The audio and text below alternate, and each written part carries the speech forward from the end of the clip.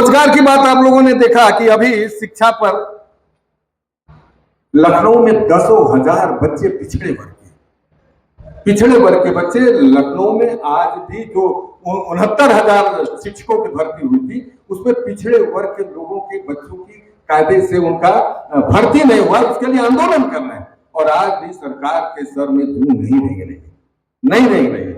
तो शिक्षा खराब, स्वास्थ्य खराब, रोजगार नहीं है, आदमी कहां जाए।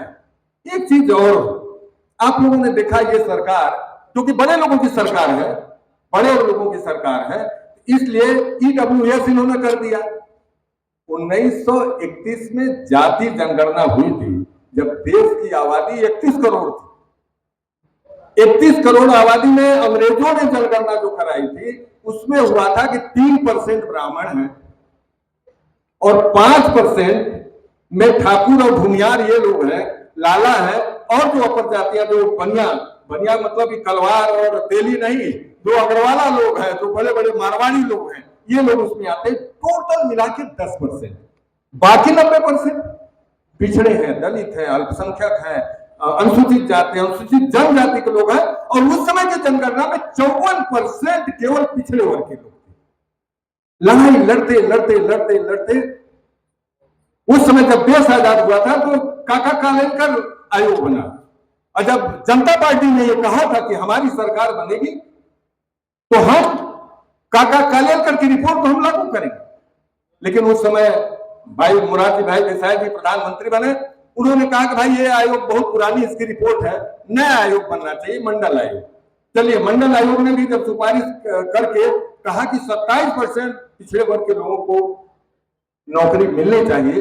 आज बताइए, मंडल आयोग जनता पार्टी किस 77 में आयोग बनकर जब बीपी सिंह जी आए तो उन्होंने लागू किया और बीपी सिंह जी ने कहा कि 27% पिछड़ों को मिलेगा। आज तक 27% पिछड़ों का नौकरी भर्ती नहीं हुआ। क्यों नहीं हुआ भाई? और 10% जो अपर क्लास की आबादी थी, देखिए मोदी सरकार ने ईडब्ल्यूएस करके 10% के लोगों को 10% नौकरी दे दी, पूरा नौकरी उनको दे दी। आखिर में पिछड़े कहां जाएंगे? आज तक हम लोग तो बहुत कह रहे हैं कि भाई स्वामी प्रसाद मौर्य जी को हम लोग मुख्यमंत्री बनाएंगे, लेकिन बनाएंगे कैसे बनाएंगे? बनाने के लिए आप लोगों की मेहनत की कमाई को इन भाजपा वालों ने लूट करके अपने घरों में नोटों का मीनार खड़ा कर दिया है। आप लोगों को पता है? यह बात मैं इसलिए कह रहा हूं कि केवल ये छोटी मोटी बात नहीं है। एक राज्य के मुख्यमंत्री और भारत देश के सबसे बड़े राज्य का मुख्यमंत्री बनना, जब भारत का प्रधानमंत्री बनना था नरेंद्र मोदी को, तो ये अडवाणी लाइन में थे कि अटल बिहारी वाजपेयी के बाद अडवाणी जी बनेंगे प्रधानमंत्री। तो हुआ, भाजपा में आरएसएस वालों ने कहा कि भाई कौन जुटाएगा पैसा? चुनाव लड़ने के लिए तो पैसा चाहिए, बिना पैसे के काम नहीं चलेगा। तब आरएसएस के लोगों ने खोज करके गुजरात के मुख्यमंत्री को लिया के टपका दिया, कहा कि मोदी जी ने कहा कि मैं पैसा इकट्ठा करूंगा। और इन्होंने जितने भी बड़े बड़े उद्योगपति थे भारत के, सारे लोगों को उन्होंने इकट्ठा किया और उद्योगपतियों ने इनको बनाया, इतना पैसा दिया। मैं जानता हूं, बनारस से लड़े थे उस समय, आप वाले भी लड़े थे बनारस से। एक एक घर में पैसा भिजवाया था इन लोगों ने।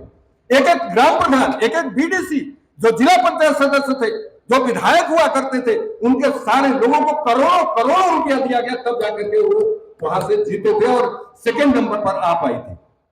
तो मुख्यमंत्री बनना कोई खेल नहीं। आखिर में बनेंगे कैसे? बताइए जरा हमको। इसके लिए धन चाहिए। आप लोगों ने देखा, अभी वोटों की चोरी हो रही है, इसके लिए आंदोलन चल रहा है। और हम लोग तो भाई एकदम सीधे साधे लोग हैं, कोई हुए हमें क्या हानि, और जब जूता लात पड़ने लगता है तब बाप चिल्लाते हैं। तो आखिर में होगा कैसे मुख्यमंत्री बनेंगे?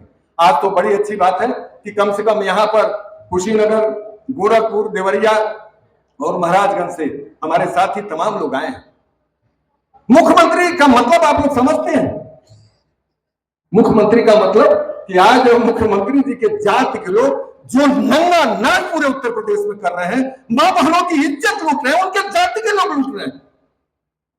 लेकिन लोग चिल्ला रहे हैं, लेकिन कोई बचाने वाला नहीं है। तो मुख्यमंत्री हम लोग कहते हैं, अगर स्वामी प्रसाद जी मुख्यमंत्री बन जाएंगे तो जितने गुंडे बदमाश हैं उनको इतने जमीन के नीचे गाड़ दिया जाएगा तो कभी निकल करके बाहर नहीं आएंगे। लेकिन ये होगा कैसे? आज ये जो 18वां मंडल, उत्तर प्रदेश के 18 मंडल है, 18वां मंडल में हम समझते हैं 11-12 मंडल का वो हम लोग का कार्यकर्ता सम्मेलन हो चुका है। हम लोग चाहते थे कि सारे लोग, जो हम लोग 9 लोग हैं, 9 पार्टियां हैं, इस सारे लोगों के कार्यकर्ता, पहले हम लोगों ने जब 12 तारीख जून में सब तैयारी हुई तो उसमें हम लोगों ने तय किया कि चलो मंडल में पहले घूमते हैं, एक संदेश तो जाए अपने लोगों के बीच। जो 9 दल है, 9 दल के जो कार्यकर्ता हैं उनके बीच में तो संदेश आ जाए। तो आज होते देखिए, आज बरवा है, कल शायद बलरामपुर का है, इसके बाद आगे है 3-4 और मंडल रह गए। हम लोग ये चाहते हैं कि एक आपस में जान पहचान हो। और एक कहानी कह करके मैं अपनी बात समाप्त करूंगा। हमको याद है चौधरी चरण सिंह जी देश के प्रधानमंत्री बने, उत्तर प्रदेश के मुख्यमंत्री थे, और उत्तर प्रदेश के मुख्यमंत्री वो मेरठ, उस समय बागपत जिला नहीं बना था, बागपत से वो चुनाव लड़ते थे। और एक बार जब वो गए अपने क्षेत्र में वो नामिनेशन करने के लिए, क्योंकि अपने क्षेत्र में नामिनेशन करने जाते, नामिनेशन करने गए तो कार से गए, एक जाट साहब ने उनको रोका, रोक चौधरी रोक। तो लोग ऐसे ही बोलते हैं, रोक चौधरी रोक। तो उनकी गाड़ी रुक गई। हाँ बोल, क्या कहता है? तो बोले कि ये तू गाड़ी से क्यों आ रहा है, उड़ के आ। और वो बैल का बड़ा व्यापारी था, बैल बेच के आ रहा था, और उसने जितना पैसा बैल बेच के लिया था चौधरी साहब के हाथ पर रख दिया और कहा कि चौधरी साहब अब की बार आना तो उड़ के आना, ये गाड़ी से मत आना। तो ऐसे कितने लोग अपने लोगों में हैं जो ये कह देंगे कि हम अपना घर द्वार छोड़ देंगे, अपना परिवार छोड़ देंगे, लाख करोड़, 10 करोड़, 20 करोड़ घर द्वार बेच देंगे, स्वामी प्रसाद मौर्य को मुख्यमंत्री बनाएंगे, तब जाकर के आने वाले समय में आप लोगों के चेहरे पर हरियाली आएगी, आप लोगों के चेहरे पर मुस्कान आएगी।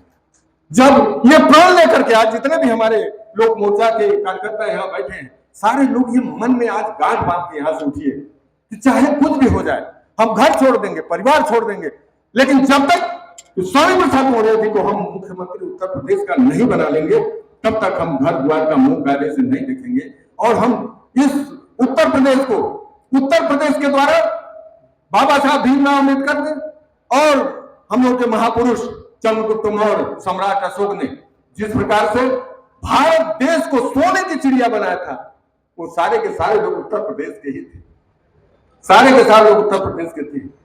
अगर आप सारे लोग, जितने लोग यहाँ बैठे, अगर आप सारे लोग आज एक मन में ये प्रण करके यहाँ से उठे कि चाहे कुछ भी हो जाए, भाई अब की बार तो हम लोग स्वामी प्रसाद मौर्य को, लोक मोर्चा की सरकार को ला करके हम करेंगे, ला करके हम मानेंगे। और लोक मोर्चा ऐसे ही नहीं, ये धीरे धीरे इसकी ख्याति बढ़ रही है। ख्याति बढ़ने का मतलब कि देख लीजिए वो हो रहा है, क्या ना, हमले हो रहे हैं। और इतना नहीं, हम तो जानते हैं हमारे जितने साथी यहाँ बैठे हैं, ये सारे के सारे लोग कितने हिम्मती हैं कि डंक की चोट पर माइक लगा करके आज सत्ता केंद्र और यहाँ की उत्तर प्रदेश की सरकार को, उनकी नाकामियों को हम लोग सुना रहे हैं। आज ये हालत है कि अगर कोई जरा सा बोल देता, अभी आप लोगों ने देखा करणी सेना ने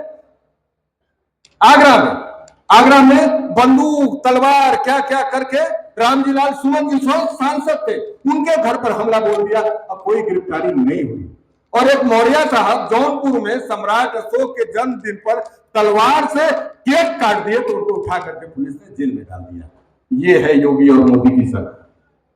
ये है, मूड़ी मत हिलाइए, ताली मत बजाइए, ये अपने दिल में इस बात को रखिए कि जिस सरकार ने हमारे महापुरुष के जन्मदिन पर केक काटने पर जेल में डालती है, उस सरकार को भी हम लोग जेल में डाल करके तभी मानेंगे, तब जाकर के बात बनेगी।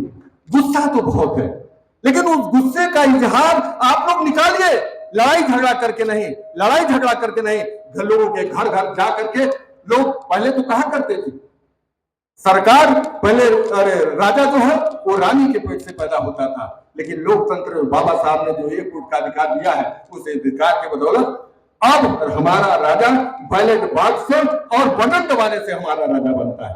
तो आज इस बात को गांव-गांव में हर जगह जाकर के इस बात को समझाने की आवश्यकता है। और आने वाले समय में हम लोगों ने कहा है कि 5 तारीख को, अभी हम लोग चर्चा कर रहे थे, बैठेंगे हम लोग 5 तारीख को जगदेव बाबू का शहादत दिवस है और लोग कहते हैं वो बिहार लेनिन थे, लेकिन हम लोग मोर्चा के लोग कहते हैं वो बिहार लेनिन नहीं, वो भारत लेनिन थे, जिन्होंने हजारों साल से दबे कुचले लोगों के मान सम्मान और अधिकार के लिए अपने आहुति दे दी। उनका बलिदान हुआ था। इन सरमाएदारों ने उस समय के जो जमींदार थे और उस समय का जो प्रशासन था मिलकर के उनको गोली सभा में, भरी सभा में गोली मारने का काम किया था। ऐसे महापुरुष का हम लोग शहादत दिवस पर ये सारा 18 मंडल का कार्यक्रम करने के बाद लखनऊ में हम लोग उनकी शहादत दिवस पर फिर से हम लोग बैठेंगे और बैठने के बाद फिर आगे की रणनीति बनेगी। लेकिन दोस्तों बहुत कुछ करते हुए, क्योंकि भाई साहब को भी सुनना है और उनकी गूढ़ बातों को सुनकर एक चीज और मैं कहना भूल गया था कि मीडिया का हालत आप लोग देख रहे हैं। सवेरे सवेरे अखबार आ जाएगा, अखबार में सिर्फ योगी मोदी और उनकी खुशहाली जो कुछ नहीं हो रहा है वो उनका वाहवाही केवल छापते हैं। टीवी खोलिएगा तो वो ही हालत है, केवल योगी मोदी के अलावा कुछ नहीं। जो पिछड़ों दलितों के साथ, अकलियत के साथ जो अत्याचार हो रहा है कुछ नहीं, केवल उनकी वाहवाही में उनके जा रहे हैं। आज जितने लोग यहाँ बैठे हैं, हमारे भाई देखिए फोटो खींच रहे हैं, ये खींच रहे हैं, हम लोग के भाषण खींचेंगे। आप सारे लोग कितने नौजवान हैं देखिए चला रहे हैं, इसको आप वायरल करिए, आज यूट्यूब में डालिए, हर जगह जाएगा। सरकार से तेज आपका समाचार पूरे देश में जाना चाहिए, तब आपकी बात बनेगी, ऐसे नहीं बनेगी। ये अखबार में हमारे दिनेश भाई तो अखबार के हैं, इनके अखबार के अलावा और जो भाई हम लोग बलिया में बड़ा कार्यक्रम किए लोक मोर्चा का, छोटा छोटा किनारे केवल थोड़ा छाप दिया, मुख्य पृष्ठ पर कोई आया नहीं। तो इसको वायरल करिए। जितने बार जो भी ये बड़का वाला फोन चलाते हैं वो केवल रील मत देखिए, ये जो शुभ कार्य जिससे आपकी तकदीर और तस्दीर बदल सकती है उस काम के लिए आगे बढ़ाइए। और आज यहाँ से उठने के बाद बिल्कुल हम समझते हैं, अभी हमारे एक साथी कह रहे थे कि रोज 5-5, हमारे सिद्धार्थ जी बोल रहे थे कि जाकर के 5-5, 10-10 लोगों को आप लोग मिलाइए, बात करिए, गांव पैदल चलिए, झंडा लेकर चलिए। लोक मोर्चा, राष्ट्रीय समानता दल और जो हमारे साथी हमारे कार्यकर्ता हैं जिस पार्टी के भी हैं वो सारे लोग लेकर के चले और जाकर के गांव में इस बात को फैलाने का काम करें कि चाहे कुछ भी हो जाए, आने वाले 2027 में रामविलास भाई 2027 में हम लोग सरकार बनाएंगे। कहा भाई प्रधान जी बनेगा ना? 2027 में सरकार हम लोग अपनी बनाएंगे और अपने लोगों के लिए, हम लोगों के लिए, अपने सारे जो हजारों साल से दबे कुचले लोग हैं, 90% लोग हैं, उनके मान सम्मान और अधिकार की लड़ाई मजबूती के साथ लड़ेंगे। फिर देखिए कैसा भारत बनता है, फिर हम लोग बनाएंगे सोने की चिड़िया वाला भारत, विश्व गुरु वाला भारत। वो लोक मोर्चा के जिम्मे है। इन्हीं शब्दों के साथ आप सारे लोग यहाँ आए, आप सारे लोगों का बहुत बहुत धन्यवाद देते हुए और हमारे सभी राष्ट्रीय अध्यक्ष जी लोग यहाँ आए और हम लोगों का मान सम्मान बढ़ाए, हम लोगों का उत्साह वर्धन किया, हमारे कार्यकर्ताओं का उत्साह वर्धन किया। इसके लिए उनको बहुत बहुत धन्यवाद देते हुए विराम देता हूँ। जय हिंद, जय राष्ट्रीय समानता दल, जय लोक मोर्चा, नमो बुद्धाय।